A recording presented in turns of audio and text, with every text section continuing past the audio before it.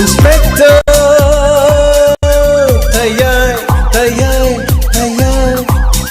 Lakle Ngasisu pudona lakchari Inspector Tayay Chahunga humputaret suba tangkak Sandok chari bathoro masi wakalna sagat chaba wari paring aman Masida hingliba amadi laikhidriba kanagumaga mari lena sadi Karigumba adona tabiba matamda kanagumaga mari leire haina khanbiba tarabadi Maduda lakpa wakad ekhoina lawjaba ngamjarawi Kana Police. Oh, Sandhya. Nakhoi kita jogi misi si matangda.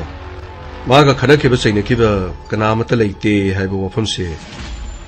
Nangna se koi da hai ko. Asing mani sa. Kana mata leite na hai bani. Aduga nangi phone mu thalaga thami dun karigi. Sir. iPhone mai loi kiba adugi. Nangi na bung siri ba tom sok se. Nanga pumina ba natro? Mani sir. Aiga pumina ba ni? Aiga ibung ni. Aduga nabungi misi si matang da chumba sing manang kain khangning dro. Kaino sir. Haibili do ba sir? Nangna di nangi nabunga khana chena ba kanam ta leite. Aduga Kunjarani khangi ko. Khangi sir. Ainga supan jakri thati. Kunjarani haibida nanga Nupa amaga college halakpada beg mulli munde tawagi thawdok macha ma thoki mal thoki adudi asengmani aduga adu wada no salidi kai sir adudi nupa aduga akhoi tamo chauga khanaba sunati adudi aiga beg munaba khaktani tamoga di nupa aduga karimta hainaba leiti Noigi tamoga nupadu karim tahin na balaiti. Nana kamay kangge. Nupadu nanga karimari lina geba. Nanga nuksinay ro. Nati. Aiga nuksina ba nati? Sir, ay wala na ubigan no sir. Nang wala na ubi nati ne. Nang na nupadu kangkat pagi maram si nupadu ka nanga marili na bra. Nupadu kanano. Magi maming mata. Edres sila piro. Nanto. Panin sir. Aduga ay waigi. Wasi asing mo wa haidoga aikhoina madudagi clue do matang thigala kada khoi investigation kana ga doyo nangna di khangde haibo wafam ma haire somdana Kunjarani namo nange duguma thodo ma thoki na haire adu Kunjarani na hairi bo wafam do aran boy ga dori bro nangna haibna thaja ga dori bra Kunjarani na haibna thaja ga dori bra khojibo sir asing mani sir aina khangjaba dadi khoi ta moga nupa to khana ki balaiti aduga Engondo big mulli benu padaso akhoi tamoga khana ki besu leiti numit adu ta tamona ngang modagi tamona pamda be missing aduga su aiga thoina adum tinaba ai kari mata leijatre ai adum laptho adum leijaraban adu dagi tamona ibu maramokpa ai isani haidana tamona su ai buluna adum tawbiriban adu bo fare nangna khana ki de hairabani nupasi mendu salaga mo khona hungtare ko duga nupaduna khangye na harak pataraga de nangsu nupadu ko manaraga loktuna ba yawi haina khona lobi ai ko sir adugi wafam du sir aina khangjaba dadi adugu mudu leite haina haijabani sir yare anyway nangna khangde harabani na pare adugu nangi ta jogi mesi asida mihat asida mi hat pe yauri ba mi do athuba matam de khoina phagani haibase Masih mati kam. Ngasa. Sana betul sah. Pani sah. Sir, masih power sih. Nupi masa sih sir. Woi dah bangang ko mali bersar sih go. Ngai ko gamai. Yang gisi. Phone mana? Kena. Si di bubu ni na. Hello. Sir. Kata itu lebih sir. Kau dore. Sir. Wafam mama tang ni sir. Tom sogi misi sih kemari lina kita mali sir. Yargadi sir ai lak saura natraga sir lak pigira leramo ai khoi lami de lere hojik athu matam nangi malaki yoksalagi pani sir gamai gari mobile ito aduga bobon gi check on the sir kara thuna sir mi hat pa lere habra sir adugi wanate athu matam sir ase moklu khara dikhangani pani sir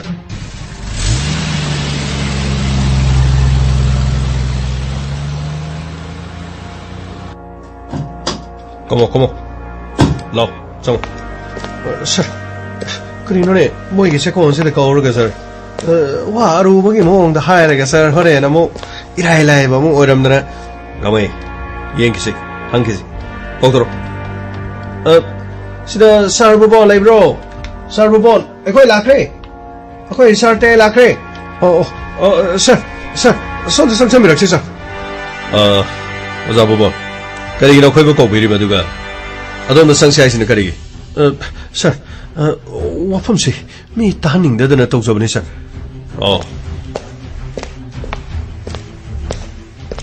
하비요. 그리 와품노. 아코나 티리버시가 아코나 칼리버시가 아동도 하레카 도리버시가 그리데 사나 이사나데 아동 띵지. sir. 신이. 사나 하비비다. 아코이기 마품마시다 카나 차이나바 aduga tomsogu nungai na daba thokki drive do aina wafam amukha ningsanglaba karamba wafam madu tishin ngasidagi matam kharagi mamangda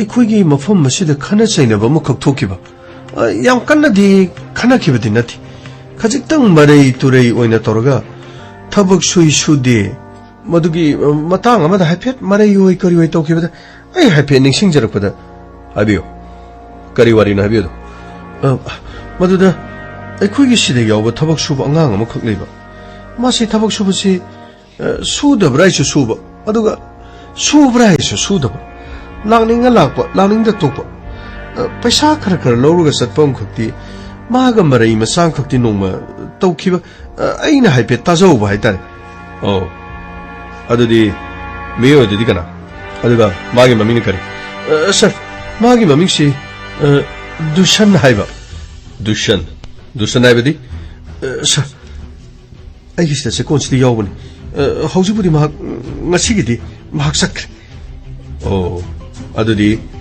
akoina mafam se lakhuji ma khangra jalo sir adugumadi kari mata khangde parin maga marai yene haiba matang sida krama mata sir sikon sida tabak suningdo boy tawbada dusan harise maming kharaga hek chatpa mada dusan si nongmade aina sikon sida mana mathau ning thina tawdabada aini yam thina ngangba ada aina nganglibadu aingonda pau tamliba mi si tomsongni haiduna mana khanba tomsongni haina khanmagi maramdi sir adudi tonganba personal nungai tabla librade ai khangde sir ada mana tomsongno haibadagi natra haidana aingonda hangam aina natte tomsongno haiba natte haiba wafam haiki adubu thabak subane subamda moi ani tonga na thabak sun lerga na lergadi sekon simanungda mi funari na sir eta harak puiwan ada aina propsam sambadadi pudi funaramde ada sangsalaga yengbada makhoi ni marai ama tawba ada makhoi ni gi marai du da aina tabada masi punamaksi tomsongna aingonda tambadagi athoklibani aduna maram oiraga aina dusanna ngangmani haidana dusanna ngangleram ada aina monda sangsalaga adugi nate aina nakhoigi pawsi munna khanglabani tabak suningbar kanano suningdabar kanano haibado ai khangi aduna madu tomsogu mari linadi haidana aina haikib adubu sir madugi matungdadi yam kana khana chaina ba khona basu tawul leite adubu sir makhoini wadi machet amatang ngangladi aduga dusan haisina tabak subusi mai table si ihang hangba kayong kan hek suba kayong kan hek sudaba masi sumai ni hek tawba magi address magi lefam natra magi phone number am tapiro sir magi address di sida lejare sir aduga phone number si chatlibra chatabra kangdi sida di yawre masida hana de koi pau nong phadok phawna ba yawki yam nungare ojabo akhona matam koina dagi thirakhiba haipet clue ma de dom na pir orambe ya oram de adabu anyway santos sir numbers funny sir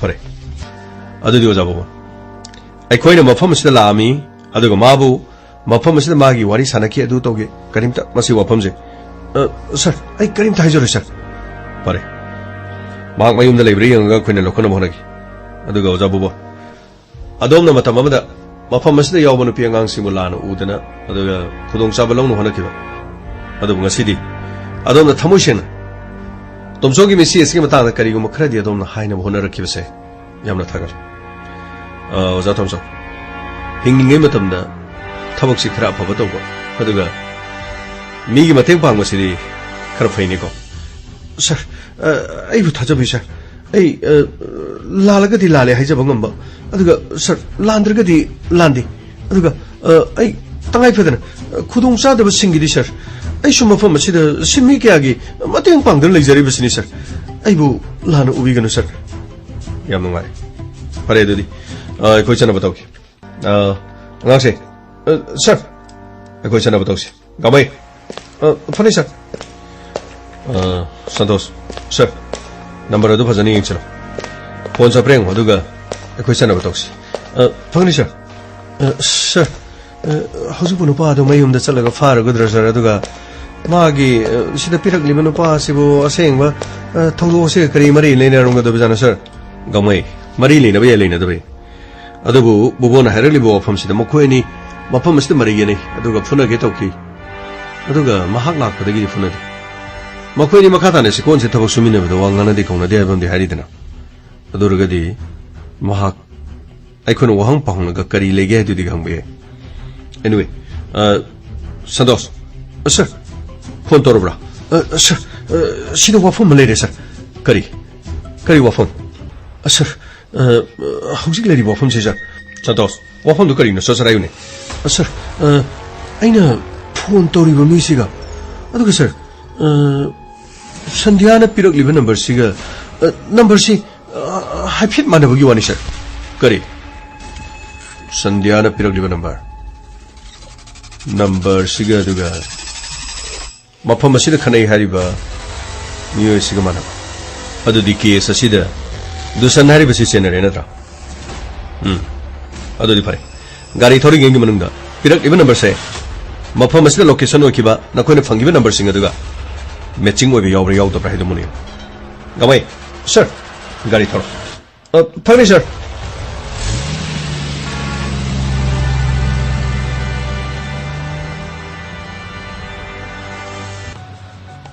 Hey, Sandhya, tengah kau ni. Cry dulu, nang cry tu ino. Dadu san, ay, kau tamu ki surat ki, pocek kerja lagi besar pani. Aduh dah, pocek kerja semua wala maba. Aduh, ay, kau ini hauru gena tahu ini. Oh, hari ini do, mandap kan bakot pasu, ay lapung ngam haudre. Aduh, ay sorati baton di torudana ay so lakna na ba datu san soraka baton ning tinungai na tawdre hojikti leina tinasi su ning tinungai na patri banina mi pun makot ba aduga ekhoina bu kari tawdeno sideda sora chawna sonmanga masunati tangai phadana mathomungam khara pangtok pa haibadun warobe yade datu san hengwai leina tinasi faragane Ekoi, tamu pun ningsing ni na ba topa thoram mama, madudo ina hajar lagi. Nang suna bukti pati, nawa ye thodo macam sakar thokyo dagi, haju pau ibu warau riba man. Sandhya, tasina, ado ay lale de ay hajar graban. Ado sum pagi tau dana, sum ningsi dana nangi piron da lak tan kodana tau ibu ani. Ado ay suzik ti. Sekon catana ne suba nomba mung manungi mati ngam pang pani loi tamo chong so ai wari shanara mamni ne na hawai thok thok mata na ka su adu to da man asfare pare ka su to khandre ga na toro mane ai churi sekon da ma su thabak churi ni da adu khangde nang mo ji ba warori ba male akhoi da haning da ba male nang farjo phatas le kai jile ba club nung adi kari atai thena hajing lo hairam gane ba noi tamo tina ba mi ngai atai lo hairam gane ai khak to rong gane ba nang haidri je datu san adu gi nati akhoi yam sauna tawdre aduna ne oh pare ne adu lohong kongdong bor de baton tawdra su sapya ba sorate baton tawduna saladi madui da sado satpa mi du tai na hai ba adu Sandhya Horen, tabak कोमदी phone खिता तौजरकेबा सुम अवा नुंगाई वारी सुम सानबदा करी काइगेबा दादुसन कनामतगा वारी सानदी अखोई तामोनो लेखिदब मतुंगदगी नुंगाइफम खंगथि इसासे याम नाइफम खंगथि इमुंग असिगे अखोई तामोनो होनरम मयामदो मांग लेत्र मतुंगसिदि कनानो होनबिगन अदुगा अइगिसु मंगलानम अइगिसु साक्य सागचरमन पुनमगदो पुनमदु लोइना काइख्रि हजिक्ति अइ कनामतगा वांगांगनिंगदि कनामतगा अइ वारी सानिंगबा लेति सॉरी फरेनि अदुरगा हाय सोराट को लोरगा वारी दु खरा सानरसे अदुगने अइनि वारी सानसे हाबसते याद्रदि अइबुलाना लौरीना दुम लौदोनिको फरेनि अदु चलुरो अदु अइसु लागते लानिंगमने नंगना बातोंसु तौदबनिना फरे लापना दुम नखोई सोराचे दुम येंगखि दादुसन अदुगी वानति दादुसन क्लब की नहा मयाम अहलोन नहारोन मयाम थबक सुब दुम संगे अदुमाइना दुम इचम चमना संगबदि कैसु काइबा लेतेदा फरेने दोरगा आइसु अदुदि सोइदना इ लांगनाबा तौरगे नुंगाइरेदा अदुदि आइ चलुखिगे नंगसु पोल एबा चनेदो चलुरो दादुसन चलुखिगे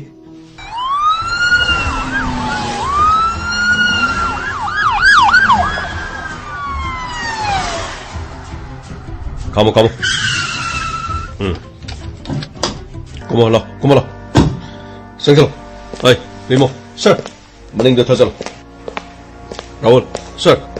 Asom sai je thona da song thokin. Panisha. Santos ka koi son sang khaja. Panisha. Tongtelo. Kana lagi yomsibo kana lagi no. कोई पुलिस लाई हम तो थोपिरो करी लेरे मैं हम लाफिरिस सोंकना मंगोल जाओ युमसिगी युम्बु ता मंगोल जाओ अदोंगी चानो पारा दुसन है जे मानी sir ngasi namu kari to bu yaure ngasi namu kari to re hai sinadi sanopa se afa thabak ti tawdra mane ne nati mama na basing kari hek chapda thogdong macha sanopa yumda le bidabro sir mahti thabak chakhibadagi halaktri sum thokibani hajikti yum chidadi ma leiti Santos sir imung sanggal aduga manungda kay kitaw kediyo Rahul sir imung da sang amta singdo asing mani sir ay nahajar bisi imung da leita ba sing mani ne sir imung da leita ba sing mani ay ko na check to boda dona sing na birina karile isa na imung sida kari aron po thongge ay sangsalo imung sida ne aron po chai nungthan i teiba thangten puna malo yeng phani sir Sir, I know Hajar visit Hajabu, sir. Imung the son of a later was Shimani. Dada, I don't get son of Imung the label later of Yuanatin. Imung was not with a TV, I couldn't sing of a Polonka. Mapam is the Pantaraga de Quina. Kies has him a tan the Carigum credit from then. What are we ready? I don't get Sana. A somebody says I think it's one reality. I call my home is the possible with Dominati. Sir, I do give off from the city, sir. Shots. Pocket Pogum. Dada. Adom ni sagi maram da seng makhang malere ga de ko da do pi bana khoi phani aduga mi hat pa lok tu na ba aduga kari go phatan u da gi thodok sing na chener ma tar ga di isa no pa pha ba da natna tawdo se khang na mama pa oina no sen magi da mama pa sing su da di phango jom rom laite madu su indian penal court ki matungina criminal sungu yo khat pa amadi pura lana da mi hat pa mi fun to thabak crime to bo kya bolo sen magi na ma da madu gi IPC ke section kya da phajin phuje du na tambe adong gi sana Kariguma Togo Kara the Siena have a state on Tazabi. A coin luxury say Kariguma Kara Distinava, Amadi Clue Krapom with the luxury. Adana. I don't miss son of Pama from a later, so you don't miss son of Papina. ꯐꯪꯅꯕ ꯊꯤꯒꯅꯤ ꯑꯃꯗꯤ ꯃꯍꯥꯛꯄꯨ ꯄꯨꯗꯨꯅ ꯆꯠꯈꯤꯒꯅꯤ ꯀꯁꯇꯗꯤꯗ ꯃꯍꯥꯛꯄꯨ ꯋꯥꯍꯪ ꯐꯪꯒꯅꯤ ꯑꯃꯗꯤ ꯆꯦꯟꯅꯔꯤꯕ ꯊꯧꯗꯣꯛ ꯋꯥꯊꯣꯛꯁꯤꯗ ꯃꯍꯥꯛꯀ ꯃꯔꯤ ꯂꯩꯅꯕ ꯇꯥꯔꯒꯗꯤ ꯃꯗꯨꯒꯤ ꯃꯔꯥꯜꯗꯨ ꯃꯍꯥꯛꯅ ꯐꯪꯖꯕ ꯇꯥꯔꯦ ꯑꯗꯨꯒ ꯃꯃꯥ ꯃꯄꯥ ꯑꯃ ꯑꯣꯏꯅ ꯂꯣꯠꯁꯤꯟꯗꯨꯅ ꯑꯗꯣꯝꯒꯤ ꯏꯆꯥꯅ ꯇꯧꯔꯤꯕ ꯊꯕꯛꯁꯤꯡ ꯑꯗꯨ ꯀꯟꯈꯠꯅꯕ ꯍꯣꯠꯅꯔꯝꯕ ꯇꯥꯔꯒꯗꯤ ꯑꯗꯣꯝꯁꯨ ꯁꯣꯏꯗꯅ ꯆꯩꯔꯥꯛ ꯐꯪꯒꯅꯤ ꯁꯔ ꯑꯩꯈꯣꯏꯗꯤ ꯀꯔꯤꯝꯇ ꯈꯪꯖꯗꯦ ꯁꯔ ꯀꯔꯤꯝꯇ ꯈꯪꯖꯗꯕ ꯑꯁꯦꯡꯕꯅꯤ ꯁꯔ ꯀꯩꯅꯣ ꯄꯨꯂꯤꯁꯅꯤꯅ ꯆꯦꯜꯂꯨꯔꯒꯦ ꯉꯥꯏꯈꯣ ꯆꯦꯜꯂꯨ ꯍꯥꯏꯔꯒ ꯆꯦꯜꯂꯨ ꯍꯦ ꯆꯦꯜꯂꯦ ꯁꯟꯇꯣꯁ ꯂꯣ ꯈꯨꯠꯁꯣꯟꯗ꯭ꯔꯣ ꯕꯤꯃꯣ ꯁꯔ ꯔꯥꯍꯨꯜ ꯁꯔ ꯂꯣ ꯇꯥꯟꯅꯁꯤꯔꯣ ꯀꯧꯋꯦ ꯑꯁ ꯀꯩꯅꯣꯅꯦ ꯃꯥꯅ ꯑꯁꯨꯛ ꯌꯥꯡꯅ ꯆꯦꯜꯂꯤꯁꯤꯕꯣ ꯑꯁ ꯌꯥꯝꯅ ꯌꯥꯡꯉꯤꯅꯦ ꯁꯤꯗꯤ ꯇꯥꯟꯅꯔꯦꯅꯦ ꯑꯁ ꯀꯃꯥꯏꯅ ꯇꯧꯅꯤ ꯅꯪ ꯆꯦꯟꯒꯅꯣꯅꯦ ꯀꯔꯤꯅꯣꯅꯦ ꯅꯪ ꯅꯊꯥꯏ ꯉꯥꯡꯒꯅꯤꯅꯦ ꯅꯪꯕꯣ ꯁꯔ ꯅꯣꯏꯅ ꯀꯥꯞꯄꯒꯦ ꯁꯔ ꯉꯥꯏꯈꯣ ꯀꯥꯞꯈꯤꯅꯨ ꯉꯥꯏꯈꯣ ꯍꯤꯡꯅ ꯐꯥꯒꯗꯕꯅꯦ ꯃꯍꯥꯛꯀꯤ ꯃꯑꯣꯡ ꯃꯇꯧꯗꯣ ꯈꯪꯅꯕ ꯍꯣꯠꯅꯒꯗꯕꯅꯦ ꯂꯥꯛ ꯃꯥꯅ ꯍꯦꯟꯗꯕ ꯅꯠꯇꯦ ꯂꯥꯛ ꯆꯦꯟꯖꯔꯣ ꯂꯦꯞꯄꯣ ꯅꯪ ꯂꯦꯞꯄꯣ ꯍꯥꯏꯕ ꯂꯦꯞꯄꯣ ꯑꯁ ꯑꯩꯈꯣꯏꯒꯤ ꯁꯛꯇꯦ ꯑꯁꯤ ꯌꯥꯡꯕꯖꯥꯠꯅꯤꯍꯦ ꯆꯦꯟꯈ꯭ꯔꯦꯅꯦ ꯃꯀꯣꯛꯇ ꯂꯩꯈ꯭ꯔꯦꯅꯦ ꯑꯁ ꯂꯦꯞꯄꯣ ꯍꯥꯏꯕ ꯀꯥꯞꯄ ꯆꯦꯜꯂꯕꯗꯤ ꯀꯥꯞꯀꯅꯤ ꯅꯪ ꯆꯦꯜꯂꯕꯗꯤ ꯀꯥꯞꯀꯅꯤ ꯌꯥꯔꯕ ꯀꯥꯞꯄꯤꯅꯦ ꯆꯦꯜꯂꯣ ꯍꯥꯏꯕ ꯆꯦꯜꯂꯕꯗꯤ ꯀꯥꯞꯀꯅꯤ ꯆꯦꯟꯗ꯭ꯔꯦ ꯁꯔ ꯀꯔꯤꯒꯤ ꯆꯦꯜꯂꯤ ꯅꯪꯅ ꯀꯔꯤꯒꯤ ꯆꯦꯜꯂꯤ ꯑꯩꯈꯣꯏꯁꯨ ꯐꯥꯒꯤꯅꯦꯅ ꯈꯟꯕ꯭ꯔꯣ ꯅꯪ ꯑꯩꯈꯣꯏꯅ ꯊꯤꯔꯛꯄ ꯄꯤꯔꯣ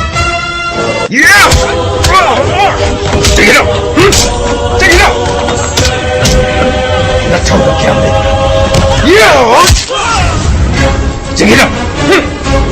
ꯑꯩꯈꯣꯏꯒꯤ ꯃꯥꯡꯗ ꯆꯦꯜ ꯅꯨꯡꯊꯪꯗ ꯀꯥꯏ ꯊꯝꯃꯤ ꯍꯥꯏꯌꯣ ꯅꯨꯡꯊꯪꯗ ꯀꯥꯏ ꯊꯝꯃꯤ ꯍꯥꯏꯌꯣꯅꯦ ꯀꯗꯥꯏꯗꯒꯤ ꯅꯨꯡꯊꯪ ꯁꯔ ꯀꯗꯥꯏꯗꯒꯤ ꯅꯨꯡꯊꯪ ꯅꯪꯅ ꯃꯤ ꯍꯥꯠꯄꯗ ꯁꯤꯖꯤꯟꯅꯕ ꯅꯨꯡꯊꯪꯗꯣ ꯀꯥꯏ ꯊꯝꯃꯤ ꯍꯥꯏꯌꯣ ꯀꯗꯥꯏꯗ ꯊꯝꯒꯦꯅ ꯍꯥꯏ ꯍꯥꯏꯌꯣ ꯅꯨꯡꯊꯪꯗꯣ ꯀꯥꯏ ꯊꯝꯃꯤ ꯍꯥꯏꯌꯣ ꯅꯊꯥꯏꯗꯣ ꯃꯥꯡꯗ꯭ꯔꯤꯉꯩꯗ ꯅꯨꯡꯊꯪꯗꯣ ꯀꯥꯏ ꯊꯝꯃꯤ ꯍꯥꯏꯌꯣꯅꯦ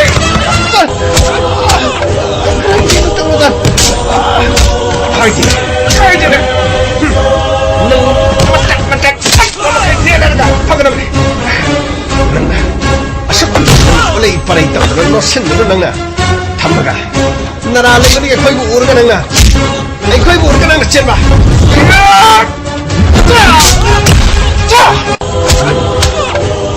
놈이 핫하시니 내가 다르다 훨씬 말레 맛있게 힘이다 말레 물러보고 맞다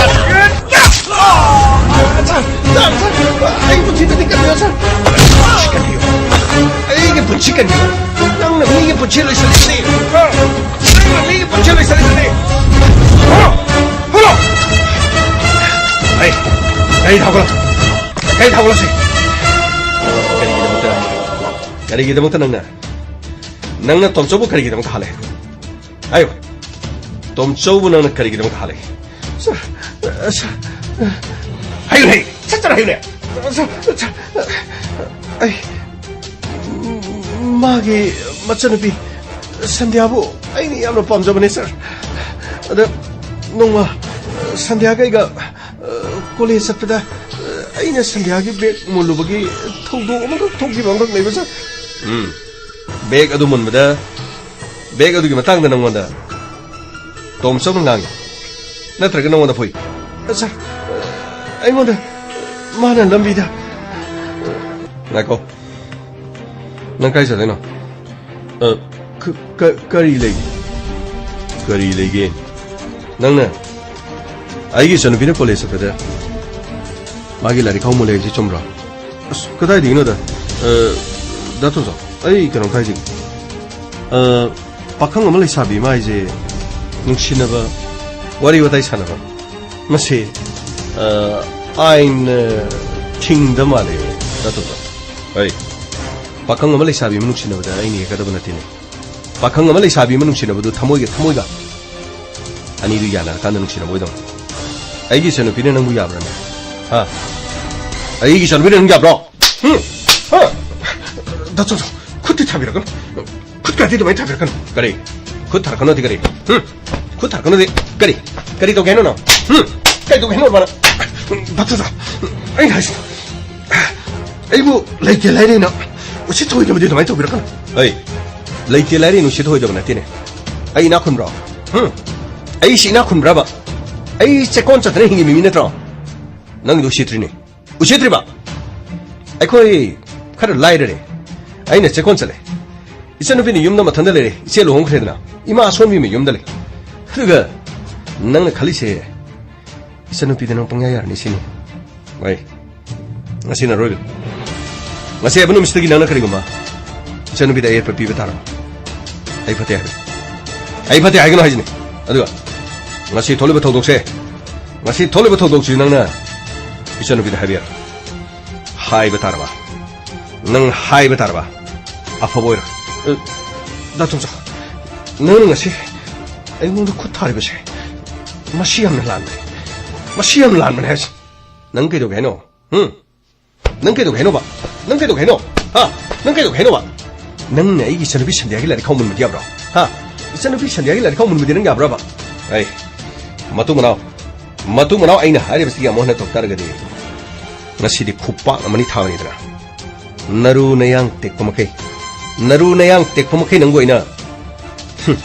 우시토이다 봐. 우시토이다 봐. 숨나서 누민 아두다 와가 이거 하나바마 레이키사. 아두 하나보다는 말아모르가 낭나 멍원다. 리벤스. 낭나 떠오르미바 타박시대 앙악바 타박누. 아두가 마시기 마카. 낭나 세코온다 뭐 말이게네 하비스는 카리. 세코 너무 난가 마가 말이게네 하비스 카리노. 첫째라 그래. 세코온다. 아이네 타박 쇼비 야오리고 뭐 품마도 먹다다. 마수 타박 쇼비 야오시. 아두가 뭐 하나 거기 브릿필기 마포가 되다 오이다 빠다고 깨마름 아이질라가 아이고 많아 세코는 쓰기 단톡나 뭐 혼나르기 거리기 세코는 그냥 뭐 단톡나 혼내리 거리기 아이가 마가 카나키 뭐 맞던 거 저렇게 많아 에이 오버 숭아야지 아두가 아이고 많아 단톡나 넣는 게 막 아이 너선 뒤로 에이 비모 썰 너 빠지 책도 파니셔 당근 당근 시계노 시계노 셔 시계셔 굴리야오 셔 굴리야오 셔 마켓이요 셔 마켓 용 대용 셔 라싱이요 셔 라싱 아들이 시린 스파게티 야오드로 셔 마게 시계제 개세서 시들레 시리다 로이기 어리셔 아니 강크라면 나 통화 보ям 레기 이사사리니 제코는 타복수르가 파자나 시엔 따라가 나 사기 나란 단선만 하다 너가 낭기 핵나 임도 상마다 낭기 아포코 낭기 나파도 아두나 하이라 nga sina kari amuk tawragi yan haikram aini ab chikna kram ni aini tawa nangna sigi gulis na kai dilowa 치치골리 깔로이 깔로이 참 깔로이 군탕나부 건시래기 군탕나부 건시래가 나는 걸리자 아유 군탕나부 건시래가 나는 걸리시 뭐 건시기리샤 뭐 산나비오이나 아는 뭐폰 마야마도 로이는 방에서 아이 산나비오이나 아야마도 방 nang takadam nang chalaga takadam ne namana pana na khoi saunu yo guli sana ba ni sa sana bro ha saur ga mi hana bro ai wai na khoi gu mane sari guli se sigi guli se kana na sai khanga na khoi gu guli sabana ti na khoi gu guli sabana ti se si atopa purpose magi atopa maram magi sab guli ne ba se na khoi na sheran turan sa salaga na khoi na namana pana na khoi gi dama kari mangan mangi khangra na khoi bu poi ba namana pana na khoi gi dama kari mangan mangi khangra nang pokpa de pan soli bani nang pokpa de nang gi ima pabuna macha ma phangjare haidana harauni pan solong ne ba aduga guli sa salaga na sa da control to ngam da na sa phadu langna phana ba ngam daga na sa da khalak po wakhan नसाना फत्तब थबकनी अफब थबकनी है खंगजदना नसादा थोरप थबक खुदिमक्ति हेक्तम पांथोकनिबुये फरे नंग गुली लौरप मफम पनम अखोद ताकदा नंग अखोग चटमिनरग गुली olive मफम दो ताकदा अदुगा नंग मतो करमना हायो नंग मतो करमना तुम सवाले हायो हायो अदुगा सेको न करी करी तो हायो सच्चर हायो रे सच्चर हायो रे अच्छा माना सर बुबोन तमसिन मदगी आई पैसा लोब चंगम मतमदा आई वाइगे नंगी पैसा करीम तो पिनिंगा लेट्रे बुंगो ngahak leire lupa lising ani ngahak leire lupa lising ama ngahak leire lupa lising ani nate thabak subana songlak lakte nangbu thabak tu phajana suraga nama na pada mateng pangbra su pangdi aina khanbada nakhoi gi ta da khoi itai mo khoi du ka hena yamna laire ba mi su nati nangna se ko na sida thabak subani na laga nangna sida taliba paisa jibu ngai khone nupi thi ba su nati kadai de season ge ba nang paisa si ha kadai de season ge S पैसा season season भंगा कनी आई नातो जे मरी मरी चटपद आई खामुंगम से please I यारगदी आई पैसा दम तो पिबियो आई फजन आई थबक अमुक मखाताना सुजेगे बा तब अमत नुसी बिबो दोगे आई याम तोइन तोइन हाइजब नते आई पैसा लौरसु दुम आई ना ताले पैसा दु दुम सक्चन नरी दुदी नंग ना तान मदुगा सक्चन नरसने आई वाइगे नंगी मरम दा कोई पाउ फंगम नंगी मरम दा नंग से नातोंग सीसा कामी दु नंग करी चिंजाक चागे नंगो आई अदुगु मची जाक चारादी से मफम जे थबक सुबे यारोय नि बुंगो सिदिना लेता लारे मयाम थबक सुगिन कोई नुंगाइ मिनसि कोई वामिनर नुंगाइ मिनजेन तो बै वान नंग ना दैदा नंग जेना सामो ngam तो इने करिनो सरू सर 시기나 에이 짜리बने 진작두가 팟다능도 돌아가 ing원다 무다 사다부터 아이 와이게 낭네 한덕기 배사세 세 너무다 이네 비링할 레벨세 실루 파상와 실타메세 세 실로 낭기 배사 아이노 로이 깡나르가 로레 그러네 제권제 타복 수불라 아이나 이제 제권제네 타복 수불라 낭네 라케 알거나 능티기 타복 수바 너무다 랩타바 अदुगने चागेर थकेर नंगे पामदम तो नंगना नुंगतिगी थबक सुबला आदिने नंगना चाबा थकपुर कोइना पानाबै मथौ तादि अदुगा नंगना नुंगतिगी थबक सुबला ओइदोगा मतत लाकदा बोरबदिने ngasiदगी मफम से लाक्तबा या यानदारेको मफम से लाक्तबा यारेको तो यारगदि आई अदुम लाक्चगी केदोरगे थबक लेबगी सुम लाक्तदने तौजबनि नहानिना कोइबो खोटपा तौजबगी वानि आई नहागे दुगे वाइ लाइके आई चलो नमितु yung यादरा नमितु yung यादरा बा तातुमसो सोइगिबनि गाना आइगोंद थिंजंगे थिंजलि नत्रो इसे थवैदबो तो यारे तुमसो लो चंगो नंगिदो क्या तारेबा नंग हिसाब तो तार आइगिदि लिसिंग तारानि थोइ हेलमन फारे असिगुम्बा मथोंग मरम खंगदबसिंग असिनने अइखोइगी मफम असि सेंधरबनि नखोइदौना फजना थबक सुरबदि फगदबने बसि लाओ नंगिदो पुन्ना लिसिंग तरानि थोइ अदुगा आइने खरा हापगेस अदुगा से लुपा लिसिंग तरा मंगा सि सुनबसि नंग पाइसलो अदुगा नंगी करिनो कइनो तौने दोसे सिलेरेको तरा अदुगा से मंगा अइंगोंदना पैसा पिहु यादा अदुगा अइबुना सेरान तुरान पाउ कया मरुम तमसेलगा मागिना पैसा याम पीबा अदुगा अइबु मफम से सेरान तुरान पाउ तमसेलगा अइबु नुसिदना होनरिबा पुनमा अइ खंग तोमसो नंगननि तोमसो आई पुनमक मसी पुनमक नंगी प्लान है उसे आई खंग तोमसो नंग अफबोय रे तोमसो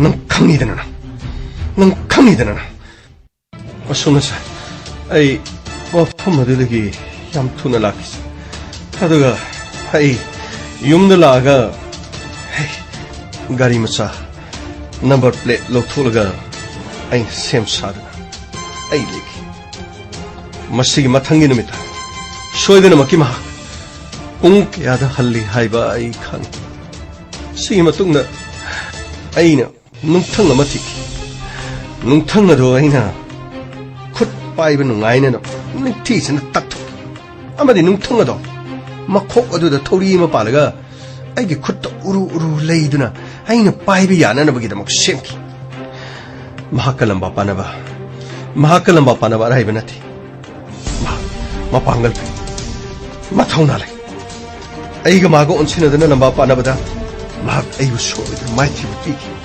adu aina seliba plan adu gi matungina aina numit adu mahak lakpang ai amadi lambida aina lomdona laiki as laktren kaya wali janone aina ngairagli matam se kuireda nahan khaidi matam se mahang halakpa matam ga hairu rabdi chap chare se oh adalai na na na na na na na na na na na na na na as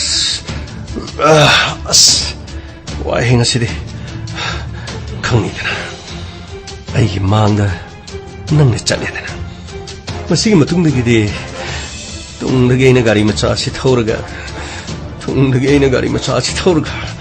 nangi nakokta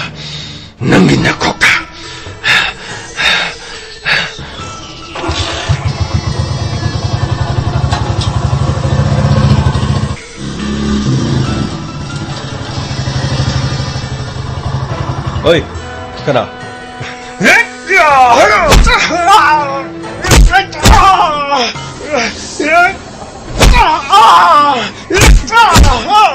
Kandoi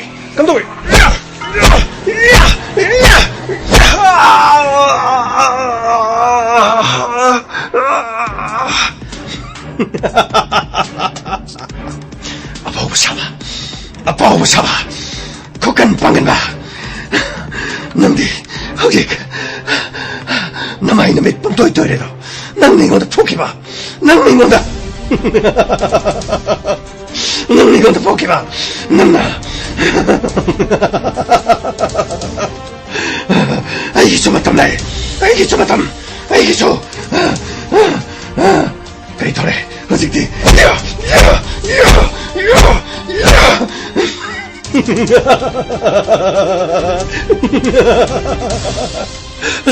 hajik di nangi bunchilore tokjogi bunchi hey kanano adate jibo hai ni kanai numa tobi jibo lore chachi lore ba mile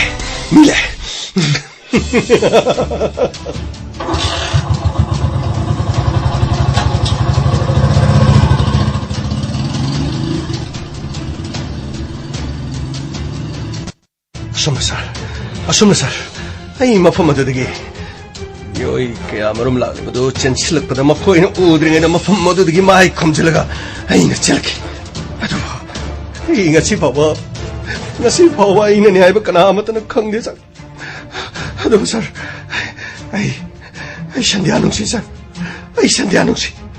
adu sandhya gi malakta ai na satki ai na mona kara han nai jaki makoi mung munung gesti thokpa thokdok tu aduga makoi sora thokpa tu soingon da baton tor hobi ades adugo sandhya na konata lekai gi mi ke amarum chang ai so lekai gi mi na chang badum na chang haidna man hairek ai chang gi haidna harauna ai mafam masida sai ngang na ilaki ni adugo mafam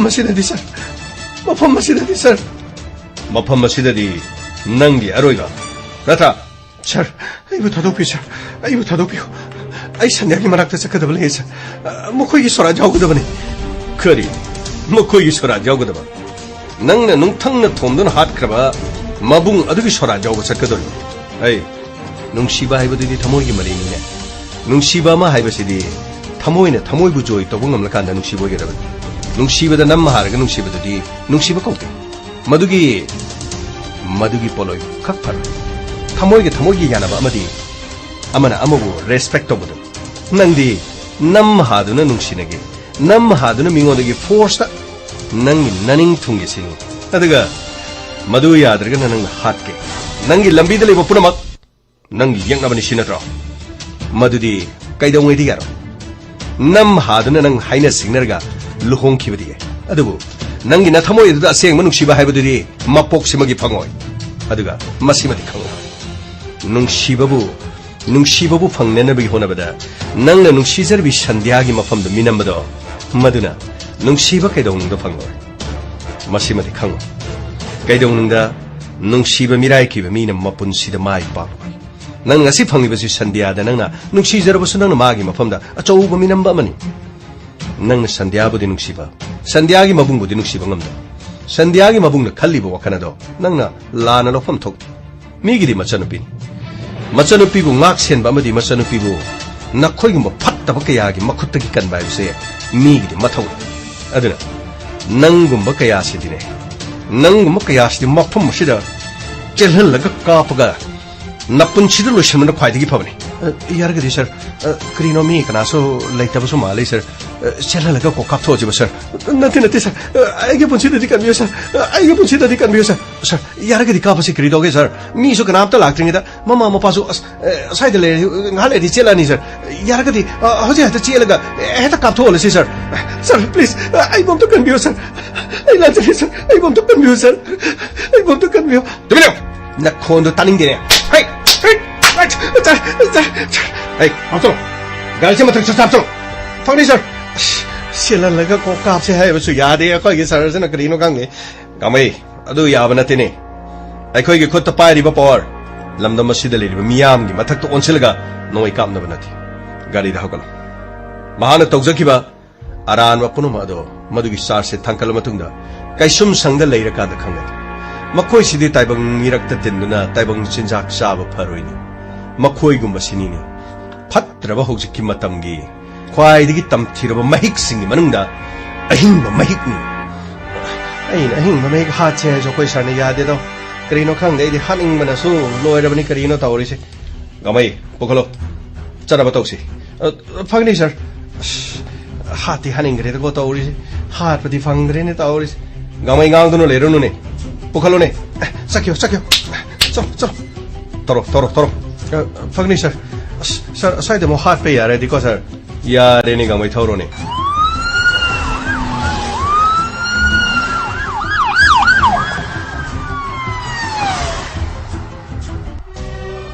तुम चाहो नंगी मी हाथ पर फार तुम चाहो नंगी पुंची वो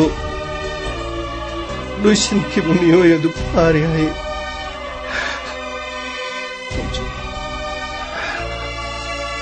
मफोक सिमगी नंगबु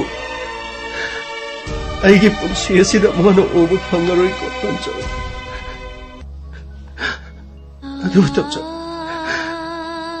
आई नंगबु नुंसी अदु तुमचो आइगे नुंसीबदि नंग खक्तने आइगे नुंसीबदि खरामतगी नते अइना कनागुम्बा अमगी मफमदा अइगे नुंसीबदि अइना अमुखना पीरोइ तुमचो नंगना मतम पुनमक्ता लाइरबा इना खुनबा हाइदुना अनि थोकना यामना खाइदोखिबदा तुमचो नसीदी अइगे अकोइबदा अइगे पिकथना लन थुम लेरबसु नसीदी अइगे पुंसीदा अइगे थमोइदा नंग लेतबना मरम ओइदना अइ लाइरबि हाइबदो ओइरे अइ नुंसीबदा लाइरबि हाइबदो ओइरे नंग लेत्रबा नंग याउद्रबा संसार सिदा अइ करि अनिंगबा पामनो तुमचा अइ नंगिने अइ नंगिने तुमचो Lakle lakle Inspector Tayay tayay tayay Lakle lakle Lakle lakle Inspector Tayay tayay tayay Uthana ba Ganbina ba? Thank you, sir. Welcome. Uthana ba? Ganbina ba? Inspector, tayay, tayay, tayay. Lakle, lakle.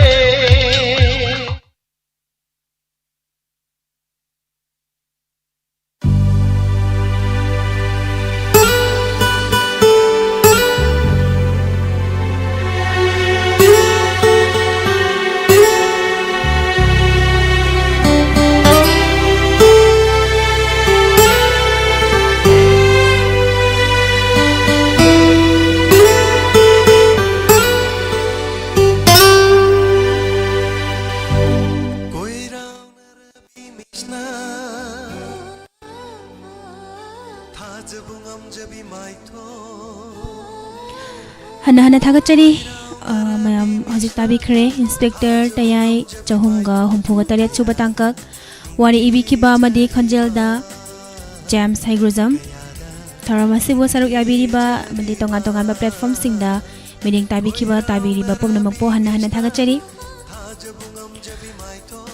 Sarning Thaujam Kinba. Good evening. Wari Yamna Fajay, good evening, and Habirema, Manitombi Asem, good evening, Madam Purnimasi Oinam, Inspector Tayagi Wari, Tabada Yamna Fajay, Tom Chogi, Tawaina, Kunjaranigi, Manglanda, Pongdokiba, Wafong Kara, Habiramba, Kunjarani Tom Chogi Wakalda Ngaure, Putting Yang Si, and as the Habire Madam. Mayam puna kangmina kre Tom Chogi Mihat Sekanawa Bono. Mayam na khawrang na ngaibira kiba ngasidi puna khangminare Julisa inama mayasini padaba tongram ya di hatok lo gangmai na haibado wari se loisin give na han hilei mahal hodre sar wari yamna fajakre thagachari madam sorok haibam sumila laima Madam Sobita Nauribam Kunjurani Sanglakpam. Good evening, Pumampu, Madam Sobita Hijam. Hana Thagachari, Imai Bemhal. Mariana Fajay and Habire, Gangwaina Helenungai Bar at an job. Furo, I was your village. Thagachari Pumnamak, Hana Thagachari. Mikup khara gi tungda puduna lakchege live entertainment thoram asida mayam puna musaruk yaminasi haziki wenadi mayam degi mikup khara dang lapthok cheri mikup khara gi tungda puduna lakchegani live entertainment thoram shamlangna haina humna chat pado ipo maina yingbagi pende ning tv shatam Nanggi natauruba thamoishina Koirau nabi misna Thajabungam jabi maitho Koirau nabi misna Thajabungam jabi maitho Kayada ninti jariba Kayada ninti jariba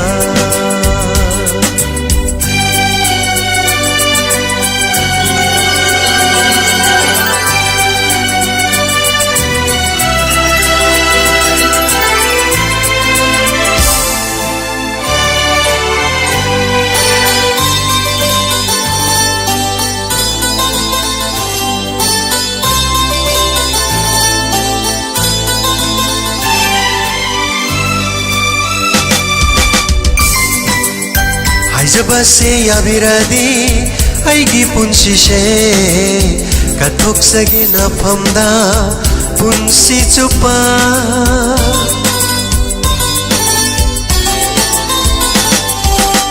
haijabase yabiradi aigi punsi she kathok sage nangonda punsi chupa manglanda su toina toina nangna laktuna wari kaya sharami inakta nangna manglanda su toina toina nangna laktuna wari kaya sharami inakta nangna mapo khudingi lepcharage nangsu aigi damakta lepiyuko koirang nabi mishna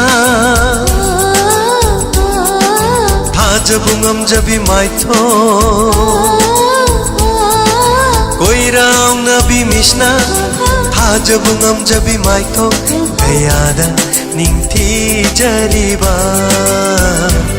kayada ningthi jariba aigida nangse oijage aigida nangse oijage La la la la la la la la.